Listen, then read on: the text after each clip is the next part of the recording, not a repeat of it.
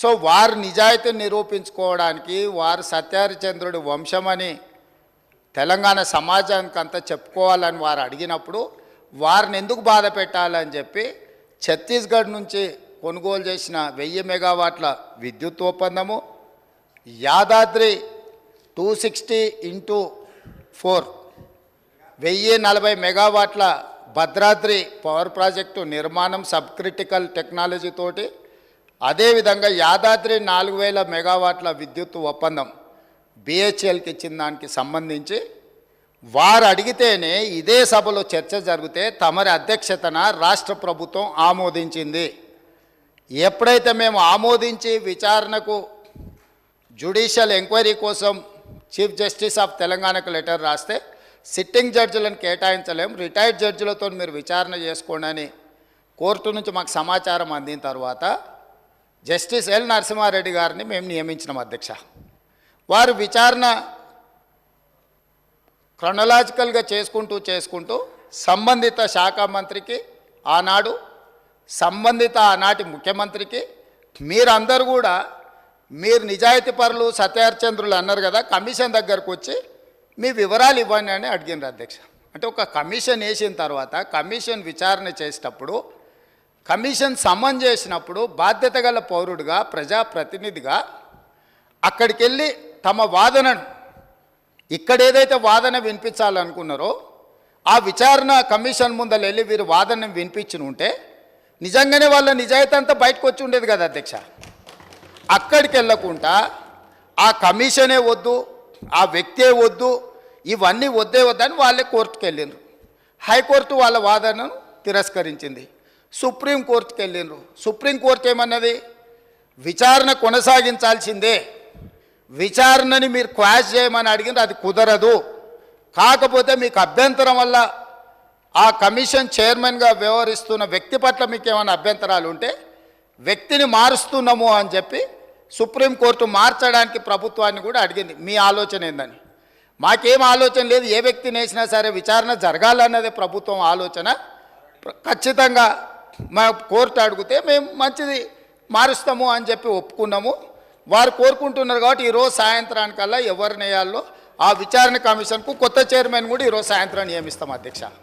ఇక రెండవ పాయింట్, వాళ్ళేదో తెలంగాణకు విద్యుత్ వెలుగులు తెచ్చినట్టు, తద్వారా తెలంగాణ అంతా దగదగ మెరిసిపోతున్నట్టు ఇంకెంతకాలం ఊదరగొడతారు అధ్యక్ష.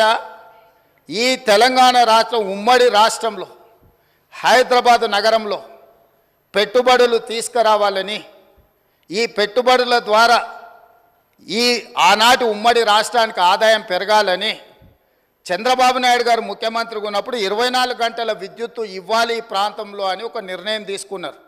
డాక్టర్ వైఎస్ రాజశేఖర రెడ్డి గారు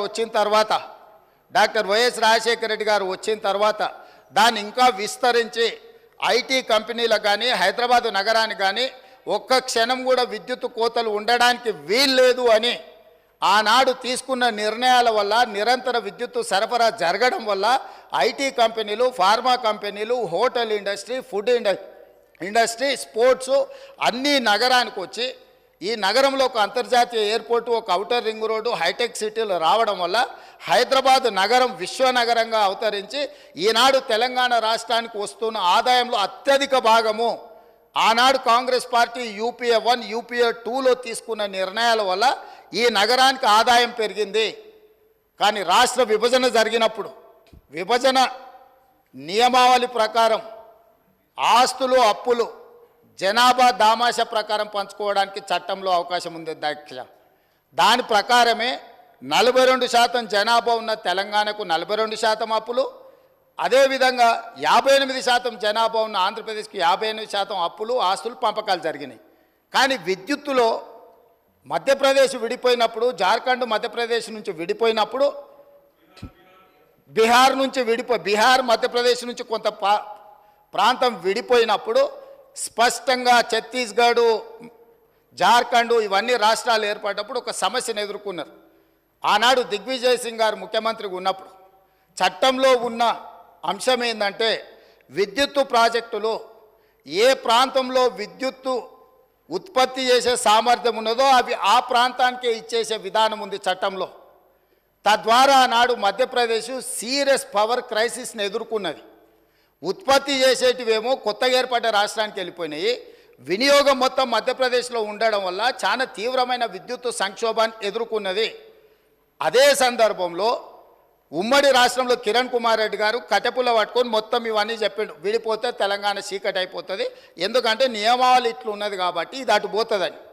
అప్పుడు తక్షణమే తెలంగాణ ప్రాంతం నుంచి పార్లమెంట్ సభ్యులు ఇక్కడనే ఉన్నారు, పొన్నం ప్రభాకర్ గారు, రాజగోపాల్ రెడ్డి గారు, అదేవిధంగా వివేక్ గారు, వీళ్ళందరూ కలిసి నిజంగానే ఈ విధానం వల్ల తెలంగాణకు నష్టం జరుగుతుంది, ఈ ఉత్పత్తి చేసే సామర్థ్యం అంతా ఆంధ్రప్రదేశ్లో ఎక్కువ ఉంది, తెలంగాణలో తక్కువ ఉంది, అందుకే తెలంగాణ ఉద్యమం వచ్చింది కాబట్టి ఈ విధానంతో ముందుకు వెళ్తే తెలంగాణకు నిజంగానే చీకటి రోజులు వస్తాయి, దీన్ని సరిదిద్దాలి అని చెప్పి వీళ్ళందరూ కలిసి ఆనాడు కేంద్ర మంత్రి జైపాల్ రెడ్డి గారి దగ్గర వెళ్ళి కూర్చున్నారు. అధ్యక్ష, జైపాల్ రెడ్డి గారు అప్పుడు అందరితో చర్చించి తెలంగాణలో విద్యుత్ రంగ నిపుణులతో మాట్లాడి ఏం చేస్తే బాగుంటుంది అని అంటే ఒక సవరణ తీసుకురావాలి.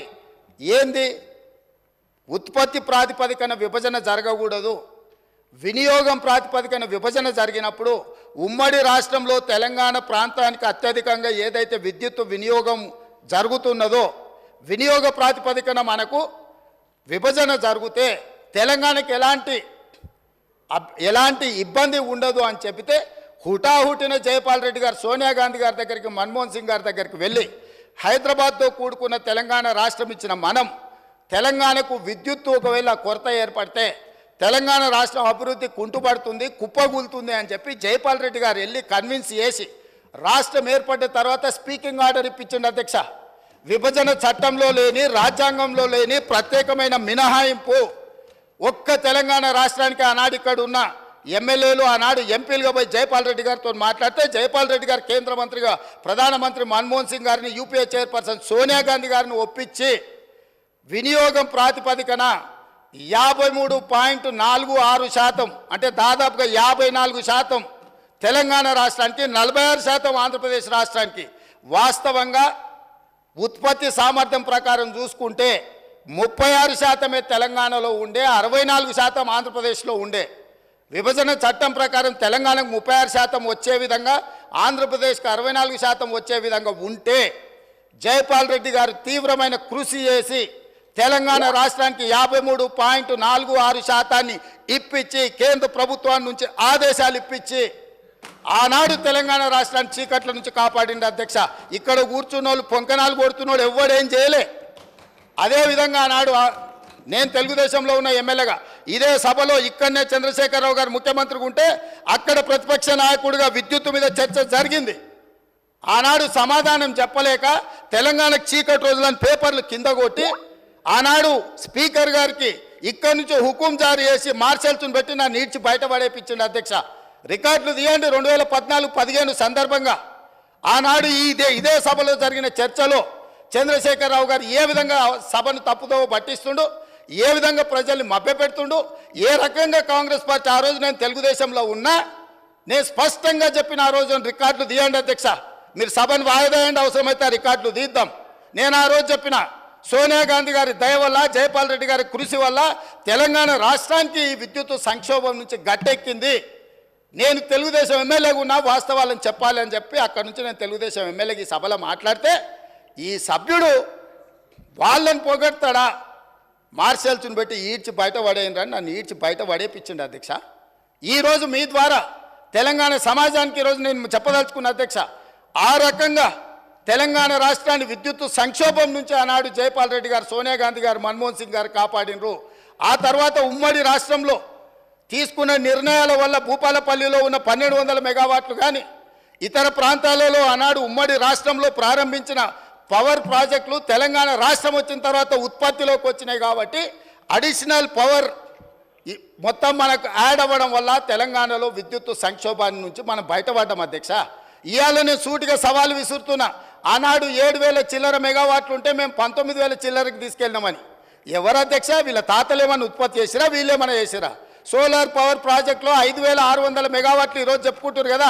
ప్రైవేటు పెట్టుబడులు ప్రైవేట్ వాళ్ళు తీసుకొచ్చి పెట్టింది అధ్యక్ష. రాష్ట్ర ప్రభుత్వానికి అనాపైస సంబంధం లేదు.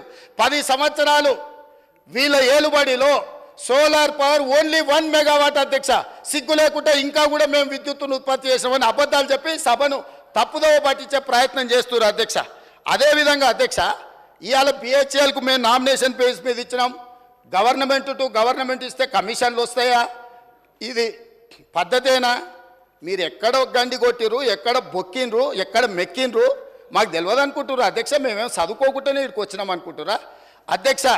బిహెచ్ఎల్కు ఉన్న కెపాసిటీ, ఎలక్ట్రో మెకానికల్ ఎక్విప్మెంట్ ఉత్పత్తి చేసే సామర్థ్యమే ఉంది. బిహెచ్ఎల్కు civil balance of plant work అంటారు. అంటే సంస్థ ఒక విద్యుత్ ఉత్పత్తి చేయాలంటే బ్రాయిలర్సు మెకానికల్ ఎక్విప్మెంటే కాదు అధ్యక్ష, సివిల్ వర్కులు ఉంటాయి. సివిల్ వర్క్లు అంటే ప్లాంట్ను ప్రిపేర్ చేయడం కానీ, తెచ్చిన మిషన్లు ఫిట్ చేయడం కానీ, దాని కాంపౌండ్ కానీ, దాని రూఫ్ కానీ, సరే అక్కడ ఉండే ఎంప్లాయీస్ క్వార్టర్స్ కానీ, ఇవన్నీ. సో ఎప్పుడు కూడా ఈ దేశంలో ఉమ్మడి రాష్ట్రంలో ఏదైనా పవర్ ప్రాజెక్టు నిర్మాణానికి ఎలక్ట్రో మెకానికల్ ఎక్విప్మెంట్ సంబంధించిన ఉత్పత్తి కానీ లేకపోతే సరఫరా కానీ బిహెచ్ఎల్కి ఇస్తారు, లేకపోతే బిహెచ్ఎల్ లాంటి సంస్థలకు ఇస్తారు. మిగతా సివిల్ వర్కులు మొత్తం BOP balance of plant work అంటారు. అవి మిగతా కాంట్రాక్టర్లకు ఇస్తారు.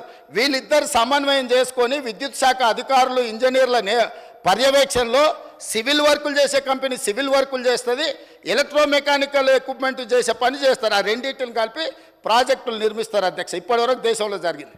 కానీ తెలివితేటలు గల్లోళ్ళు, ఎట్లయితే కొట్టేయాలనో తెలిసిన వాళ్ళు, వీళ్ళు తెలివితేటలన్నీ ప్రదర్శించి G2G బిహెచ్ఎల్కి ఇస్తున్నాం అనే నెపం మీద ఏదైతే అంచనాల రేట్ల ప్రకారం వీళ్ళు డైరెక్ట్గా బిహెచ్ఎల్కి ఇచ్చారు అధ్యక్ష. బిహెచ్ఎల్కు 4000 మెగావాట్లు దాదాపు 29,000 చిల్లర కోట్లు. నేను సబ్జెక్టు కరెక్షన్ నేను రికార్డు మళ్ళీ తీసుకొని చెప్తా అధ్యక్ష. ఆనాడు ఒప్పందం చేశారు. బిహెచ్ఎల్ నుంచి వీళ్ళ బినామీలు, వీళ్ళ బంధువులు, వీళ్ళకి కావాల్సిన వాళ్ళు సివిల్ వర్కులు మొత్తం మళ్ళీ బిహెచ్ఎల్ నుంచి వాళ్ళ కాంట్రాక్ట్ ఇచ్చారు అధ్యక్ష. ఈరోజు విచారణకి ఇస్తే ఎందుకు గుండెలు బాదుకుంటారు అధ్యక్ష? ఉన్నదంతా బిహెచ్ఎల్కి అయితే కేంద్ర ప్రభుత్వము సంస్థకే ఇచ్చినప్పుడు బాధ ఎందుకు పడుతున్నారు అధ్యక్ష? కోర్టుకి ఎందుకు పోయినరు? విచారణ జరగొద్దని ఎందుకు అంటున్నారు? ఎందుకు పొడ పేపర్లు పెడుతున్నారు? ఈరోజు బిహెచ్ఎల్ నుంచి సివిల్ వర్కులు మొత్తము ప్రైవేట్ కాంట్రాక్టర్లకు వీళ్ళ బినామీలకు ఇచ్చిండ్రు. 1000 కోట్ల రూపాయలు ఒప్పందాలు జరిగినాయి. అందులో ఫ్రాడ్ జరిగింది. చివరికి సరఫరా చేసే కంకర కా నుంచి, ఇసుక కా నుంచి, వాచ్మెన్ల కా నుంచి వాళ్ళ పార్టీ నాయకులకు, పార్టీ ఫిరాయించిన మాజీ ఎమ్మెల్యేలకు అప్పచెప్తే కోమటిరెడ్డి వెంకటరెడ్డి గారు అక్కడికి వెళ్ళి యాదాద్రి పవర్ ప్లాంట్ విజిట్ చేసి దోపిడీ ఏ విధంగా జరుగుతుందో ఆనాడు కాంగ్రెస్ పార్టీ ఎమ్మెల్యేగా ఉన్న వ్యక్తిని బెదిరించి లేకపోతే అతనికి ఆ ఒప్పందాల పనులు అప్పచెప్పి ఏ రకంగా వీళ్ళు దోపిడీకి పాల్పడ్డారో ఈరోజు విచారణలో బయటకు వస్తుందని చెప్పి ఈరోజు ఊకదంపుడు ఉపన్యాసాలు ఇచ్చి ప్రజల్ని మభ్యపెట్టే ప్రయత్నం చేస్తున్నారు అధ్యక్ష. అదేవిధంగా అధ్యక్ష, మేము మీకు ఇక్కడ ఒక ఇది నేను చెప్పదలుచుకున్నాను అధ్యక్ష.